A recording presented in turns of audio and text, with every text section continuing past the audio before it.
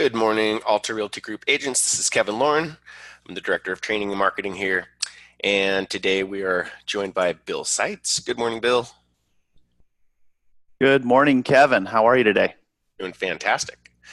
And we also have our corporate broker, Travis Breton, on the line. Travis, good morning. How are you? I'm gonna unmute him. Good morning, Travis. Something wrong with his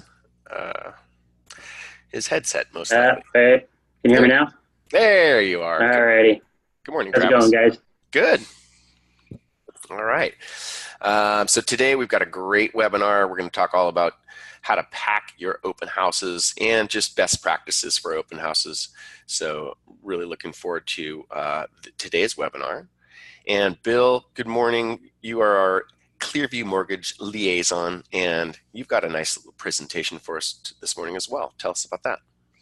Yes, I believe last week I just mentioned I was going to review some things with VA and FHA loans.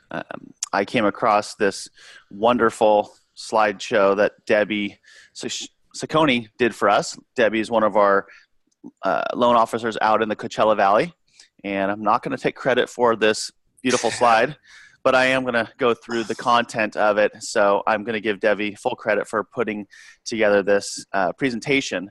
And I think a lot of us don't, some of us are very well versed in VA loans, and some of us have done VA purchases for veterans and people maybe in our families or friends that we know that have served, but some of us may have not. And a lot of times agents get maybe scared of accepting a VA offer, or they get scared of what they don't know.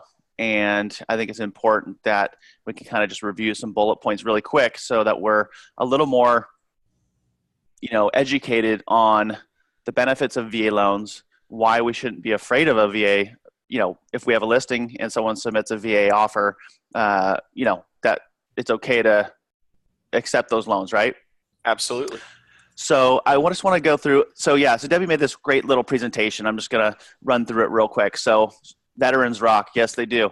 Veterans are amazing people that have served for our country. They've done their duty, and they've sacrificed a lot for us. So they deserve our service as well. And so she just kind of runs through a couple questions here. Are you afraid of a VA loan? Are VA appraisals any different than regular appraisals? Termite report needed? Is a down payment needed? How about closing costs? How much can a veteran buy? Can you turn a lease prospect into a buyer if they have no money? And are VA interest rates lower than conventional rates? What is the minimum FICO score needed? And what is the max VA loan? So we're going to put some answers on that. The next slide there, Kev. Here we go. So VA appraisals are analyzed a bit more than regular appraisals. And the reason being is that most of the time VA buyers aren't putting any money down. So the loan is partially backed by the U.S. government, and that's how the investor is protected. But they do, you're not going to probably get an appraiser to stretch very far if you need to kind of get to a certain mark and you're kind of hoping it's going to get there. Don't expect to maybe get the benefit if it's priced too high or you're on the high side of that price point. Termite report is mandatory, so you're going to have to get a termite report there. So that's not really generally a big deal in our world, since most of the time we do get termites report either on the buyer seller side anyways. Closing costs can be paid by any portion of any buyer seller. The realtor can give some of their commissions, can be gifted, or the lender can contribute towards those closing costs as well. So that's important to know. Yeah. And then no down payment up to the county limits. And so LA, Orange County. I don't have everybody's county that we're at, since we're such a broad, diverse company. We're all up and down the state. But if you have questions on what the VA limit is in your county, I can certainly look it up for you. But just here locally, 636,150. Riverside, San Bernardino counties, 424,100. And actually, those might have ticked up just the beginning of this year. I'd have to go back and review those loan amounts, but they may have ticked up just a fair bit. VA interest rates are typically about a half a point lower than conventional rates. So that's really good for VA buyers. The cost of the financing is generally a little bit cheaper, and they do not have mortgage insurance. And where they kind of, where they get a little bit of their money is they have a funding fee. So veterans, what will happen is, let's say it's a $500,000 purchase. They're going to borrow $500,000, no money down. What they do is they put a funding fee on top of the borrowed amount, so that the loan amount would actually go up to over $500,000. And it just depends on how much they've used their eligibility. If it's a first time, and there's little discrepancies in how much the funding fee is, but it's generally about 1% of the loan amount. So you're looking at $505,000 in that case. Minimum FICO. We have an investors that goes down to 640, and we can certainly take a look at somebody if they're on the bubble and see how we can help them with their credit scores. So a couple more VA advantages are easy qualification. They usually do higher debt to income ratios, just kind of like an FHA deal. So they can usually go up to 50% or 55% on their back end ratio. That's all their debts combined, their housing debts and their revolving debt combined at a back end of 55%. So, VA loans are awesome. I know we all have friends or family that haven't used their VA eligibility. And the way we determine whether someone can prove their eligibility is there's just a form, a letter that comes and just verifies that they were in the service, and we use that as part of the loan submission to verify, yes, this was a veteran, this was somebody who served, and that's a part of the loan process, but very easy to get a hold of that. But that's really it, guys. The VA loan is a very easy loan to close in 30 days. It's not hard. It's not very much more challenging than a regular conventional loan. It's not something to be afraid of. If you have any questions, give us a call. We'll help you. Even if we're not doing the loan, we'll help you answer any questions that you may have about someone that's submitting an offer, and we can help scrutinize that for you. But I encourage you to reach out to your friends, family, sphere of influence, anybody that may have served or is currently serving. And if they are not aware of the benefits of being a VA buyer, then certainly let them know. And it's a great way for them to get into the property, especially with no money down. So yeah, and I think a lot of veterans, they just don't know how the program works, and so they just kind of figure, oh well, I probably can't afford it. So it's great to be able to reach out to some of those people and educate them and say, hey, no, you can get into a home. 100%. And we come across it all the time, and you'll see people say, oh, I didn't realize that, they're just not aware. And I don't think that there's a lot of good education out there, but we do quite a few of these over the course of the year. So we do have these things down pat. And so anyways, that's that. I'll do some FHA points next week, so everyone can kind of everyone's probably a little bit more familiar with FHA loans, but there are some things in there too that are important to note. Real quick before I let you go, Kevin, I just want to let everyone know, who's ever participating in the Op City leads, just make sure that you're updating your leads. I know that they ask you to put kind of where you're at with the lead, what the status is, if you're on hold, or the lead was, you're not working the lead anymore, or, you're going to talk to them in a week, whatever it is. I'm just getting a lot of little kind of email alerts about some of the agents not having that updated. So, if you have to, and if the lead's not good, or you're just not having the batch that you're working with aren't very good, like, don't be afraid to return them back to Op City, or just, just make sure you're current, though, is all I'm really trying to say, because then what will happen is if you go too long, they'll just suspend your account, and then it's just kind of a little bit of an issue moving forward. So just kind of keep that cleaned up, and you'll be good to go. Absolutely. And so just literally if you can just set a reminder to once a week, I think that's all they really require is once a week. You go into your OpCity portal, your agent portal, and you just make notes. And, Lynette Campos she's probably the most successful agent that we have that's working OpCity leads. And, she swears by it. She just definitely gets in there. She updates them. And what's happening in her case is she's starting to get much better leads because that's the way OpCity works. The more you work with them, the more they work with you, the more they can trust you. Those are the agents that they want to work with. So do not forget to log into your agent portal. Absolutely. Thanks, Kev. You got it, Bill. Thanks for your informative presentation. We appreciate that. So we're going to get into the meat of our open house presentation now. So open houses, that's part of the formula. When we get a listing, it's important to do an open house, of course. The NAR data tells us that 47% of buyers still get information from an open house, and they went to an open house. So it's really, really important. So open houses, let me just pull up my little graphic here.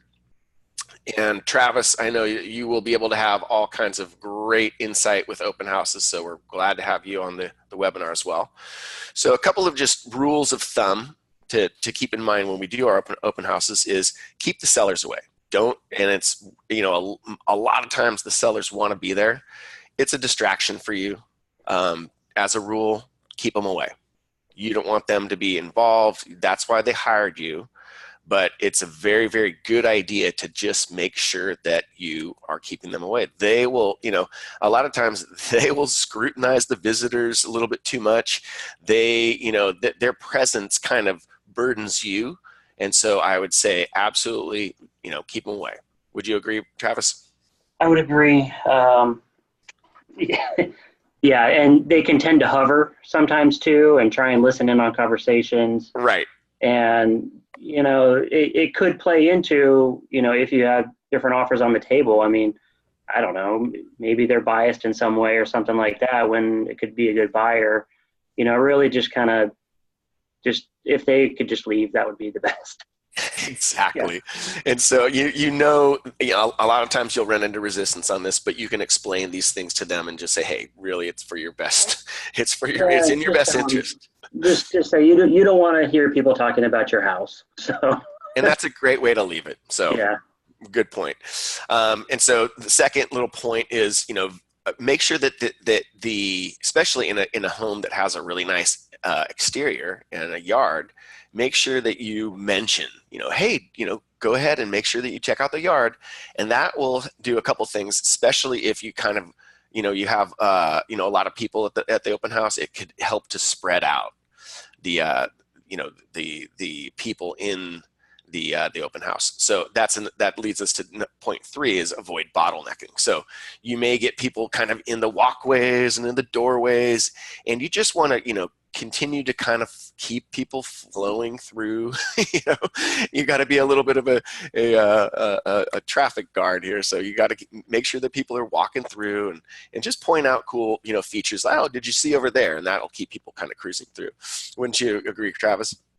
Yeah, I do. And one thing when it's an occupied house, something to keep in mind though is just safety protocol. There are people that are coming to open houses, looking through medicine cabinets and stuff like that. So you don't necessarily want to be right on them the whole time, but be in the general vicinity of them while they're looking through some of these areas like bathrooms and stuff like that, just to kind of look out for that kind of thing. Yeah, and that definitely on the rise. Another huge thing that we'll get into a little bit later is, having people register at your open houses. And so with our agent marketing system, we have a great little tool called Looky Leads, and it's free with agent marketing, and it'll allow you to register your attendees. And so that's really important because really you're protecting your sellers, and it's for security. And theft is the biggest thing that we're worried about as far as security. So you make it mandatory. And if people don't want to register, you don't want them in your house anyway, or in the house that you're responsible for. So you just say, nope, sorry, this is a security thing, guys. I need to have everybody registered that's coming through the door. Wouldn't you agree, Travis? Yep, definitely. I mean, it's just we don't need to deal with people that aren't serious, and people that are serious, they're not going to mind. So we'll get into a little bit more of that in detail in a second. I can touch on that real quick. I did see a best practice from an agent one time, and they set up their a table out front in the front door in the porch area, and that's where they had people register rather than the people already being in the house. She would just basically kind of stop them right there and make them register before even entering the house. Love it. Absolutely love it. And, if you have an assistant, it's a great job for an assistant. Yep. Very, very good idea. I love that. I mean, and also what that does is it makes you look professional. It makes you look like you're not just, some kind of, I kind of do this on the side. No, this is what I do. I'm a professional. I have a process. And, so you're appealing to both your sellers and, when we're doing these open houses, we're getting vetted by the neighbors. So the neighbors are going to come over and they're going to be vetting you and seeing how you operate in case they want to sell their house. So, we're always doing open houses in our listings. We're always using our listings to get more listings. And so, guaranteed the neighbors will be over and they'll be vetting you. And so you want to be have all of your best practices. You want to be very professional.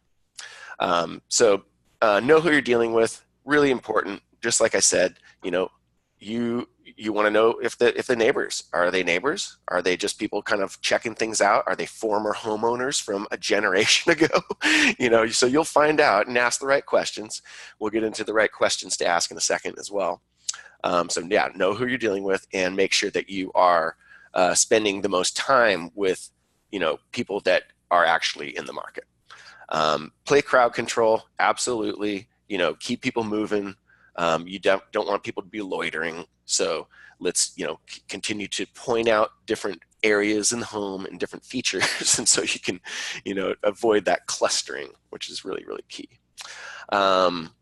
Also, split the obvious visitors into groups. So same kind of thing, you can, break people into groups and, maybe offer neighbors a special invitation for early viewing. That's a great idea. I always encourage you to, either the day before or the morning of the open house, walk around to the neighbors, invite the neighbors. Absolutely. You're doing a couple things. You're introducing yourself. It's a reason to introduce yourself. And you're, getting your name into the community, making sure that they know that you are the agent in the area. Plus, you're going to be, driving more people to your open house. Always looks better to have a packed open house. So really, really good idea.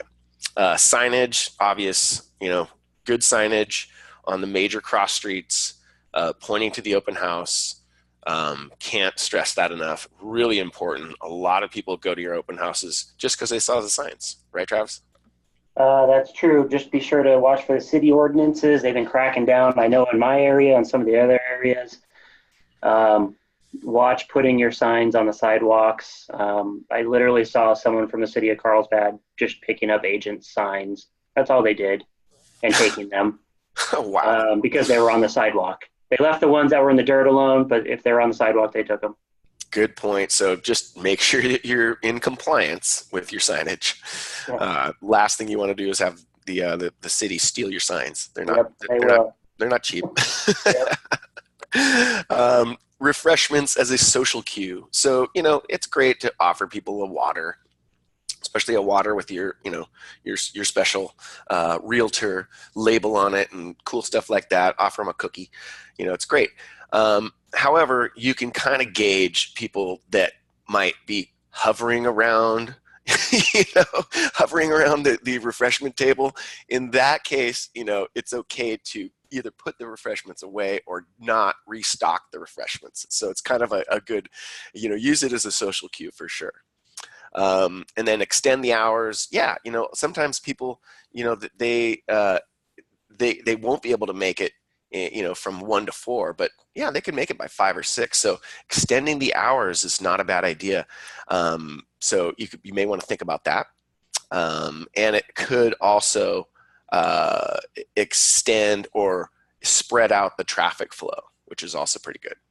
And then the last little point is leave your cards out. Absolutely. Sometimes you'll be talking, especially if you have a lot of people in your open house, you may be talking to somebody, and somebody that really is interested and they didn't get the appropriate time, they might still just grab a card and they might call you.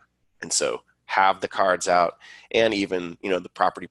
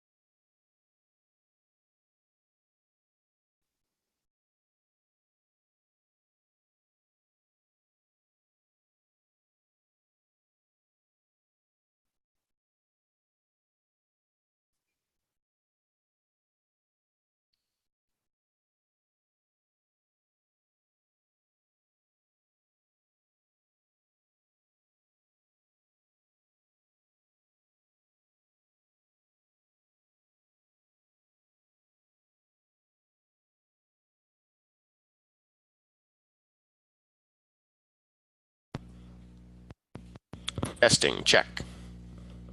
You're there, Kev. All right. Can you hear me now? Yeah. Okay. Yes. Sorry about that, guys. Lovely. Okay. And now? Yep. Okay, perfect. All right, guys, back to where I was.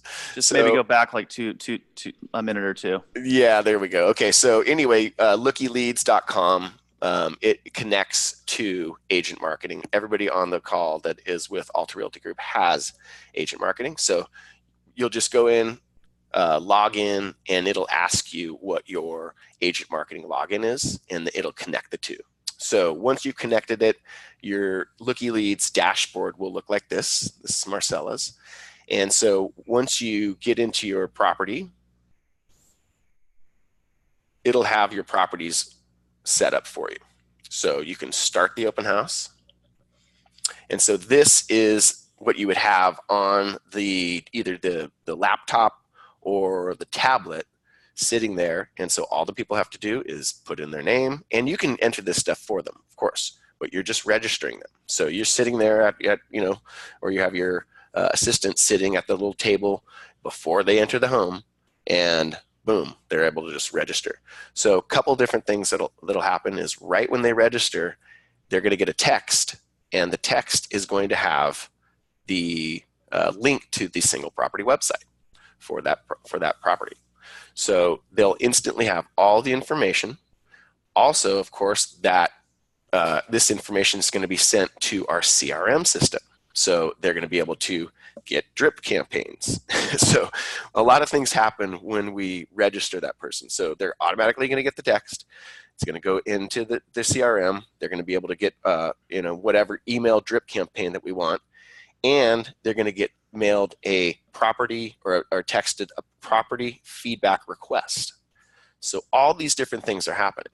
And so a couple points about that is, of course, the seller loves it. Sellers go, wow, this person's really, really organized, and they're keeping track of everybody that comes through the door.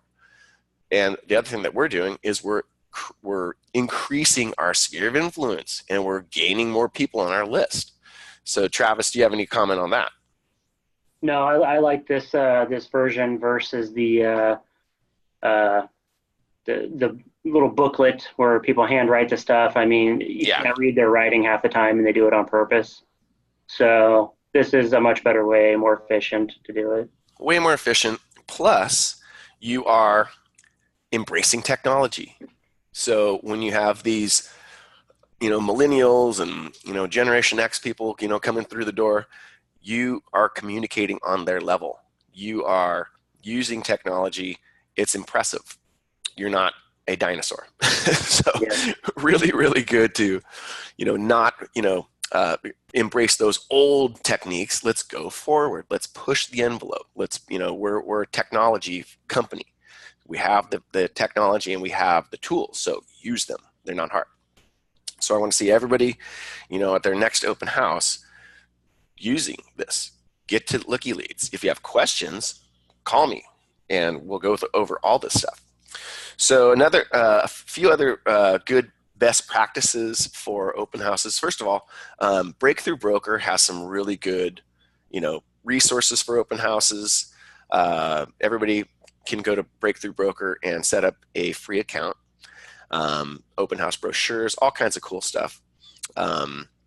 And there's also some really cool stuff in Spanish too. So if you have Spanish speaking clients that come in, Breakthrough Broker has some cool Spanish stuff. Literally, if you don't have an account with Breakthrough Broker, please go and get one because they have really good templates, all kinds of really good stuff. So another thing that is important with open houses is asking the right questions. So, right when the person comes through the door, you got to know a few things about them, right? First of all, ask the person if they're familiar with the neighborhood. So you don't want to go off on some tangent about, the neighborhood. If they are from the neighborhood, they already know all about the neighborhood. So find out where they're from. Another really important question is just ask, are you in the market for a new home? Sometimes they're just lookies. They just want to check stuff out, which is fine. But you want to know that, and you want to know how much time to spend with these people. So, and you're building your network, so not a big deal. Another question you want to ask is, have you, seen any other homes in the area that you like? So that's a pretty good leading question because that's going to tell you if they're already working with an agent. Of course, you also, if you don't get that information from that question, ask the question. We never want to waste time, so please ask the question. Are you working with an agent? Really, really important. You also want to ask how long they've been looking. Some people, you're going to get their time frame. Some people, I've been looking for 8-9 months. Well, they're not in a big rush. Some people, some kind of a life event just happened and they're hot to get into a place really quick. So we want to know what kind of time frame, right? Also, what style of home are you looking for? That will help you if they're looking for a particular style. Maybe that's not the home here, but you could, your market. You could say, hey, you know what? I actually saw a really good home over here that fits your style. Now you are starting to build some rapport and some trust. And then another thing to ask is, would you mind if I set you up on my automatic email to alert you of homes that are popping up in the area that hit the MLS? And that's when you want to, make sure that person knows that, if they're looking on realtor.com or Trulia or some of these other, third-party sites, they're not going to get a true depiction of what's on the market. You got to, you want to educate those people and say, hey, in order to see a true depiction of what's on the market and what's on the MLS, is you have to view that through an agent website, because that's where you'll get access to the MLS. Like, oh, really? Absolutely. So Travis, do you have any comment on that? Yeah, if I could just maybe, I don't know how much you have left, but close with a couple best practices. Yeah, absolutely. First off, HomeSnap. Everybody should have this on their phone, the HomeSnap Pro version. Most of the MLSs are using this as their mobile version for MLS now. It doesn't cost anything through most of the MLSs, and it's a very good tool to have with you when you're doing these open houses or if you're out with clients, because they may ask what other homes are in the area, things like that, and you can pull it up right there, and it gives all the detailed information about the homes in the area, things like that. So it's good to have that at your fingertips if they're asking questions about the home down the street or something like that, to where you can look it up right away and quickly too. Yeah, that's a great call, Travis. And something that I do and I encourage as well is I actually will print off a few flyers of surrounding homes when I'm at an open house, in case they are interested in some other ones, or maybe this isn't the right one, but they want to be in that neighborhood, or maybe this is the sweet spot price range for them. I will try and set up an appointment with them to go and view these other homes. I had an agent last week, it was his first open house, and I told him to do that, and he actually went and showed another house down the street after the open house to the people that walked in. And I mean, it was a $1.1 million house. So hey, I mean, pick up some buyer deals from your listings. Why the heck not? Yeah. So I like to, have information about other stuff in the area, because, it's a good, open houses are a great lead generator. So it's a good way to pick up buyers for sure. And the other couple things is, building some momentum for the open house. If it's a fresh listing, the first week on the market is always, the most important time to try and get an offer or multiple offers, things like that going. I prefer to list my homes on a Thursday, and I don't allow showings until the first open house, which is going to be a Saturday and Sunday. And the 12 to 4 slot is typically the best time for those 2 days of the weekend. And it generates a little bit of interest and excitement about the house. So think about that when you're listing. If the sellers are kind of going by what your plan is to market their home, that is typically the best practice. I know it is in my area and most areas, for generating excitement about the open house coming up. And lastly, like I stated before, theft, things like that are on the rise in the realtor community. Please take a friend, a lender, somebody with you to the open house. It helps you with crowd control. And it also is just a deterrent for anybody looking to, commit a crime or steal from these open houses. For sure. I think 2 people should be the rule. We always want to stay safe, and we want to keep our seller's property, safe as well. Yep. We don't want things coming up missing. So I haven't had anything come up missing. Well, I take that back. I had one client one time say that someone stole the shrimp out of his fish tank. But that's interesting. Yeah, I said I don't think that's what happened, but okay. So, sir, do you have a cat? Yeah. So, that was an odd one, but yeah, I usually bring someone with me, and I don't hover, but I do make my presence known. It's a fine line, but yeah. I think a lot of you are seasoned agents and know exactly how to do that stuff. Yeah. All right, perfect. Well, hey guys, really, really appreciate you being on the webinar today. Travis, thanks for your insight. Bill, thank you very much for your presentation on VA loans. Very informative. Appreciate it. Of course. All right, and so agents, if you have specific questions, don't hesitate to go on our Calendly link, calendly.com/Alta Realty Group. Super easy, and we can go over anything specifically with a screen share. Besides that, get out there, make it a great week and a productive week, and we'll see you guys next week on the webinar.